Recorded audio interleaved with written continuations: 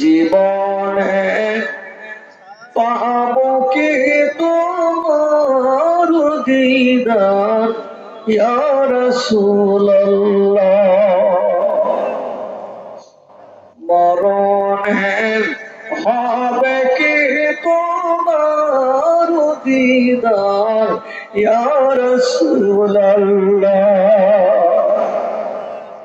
জাহানের যেদিকে তাকাই দরুদে আর তো কেউই নাই, তুমি যা রহমতের ভান্ডার।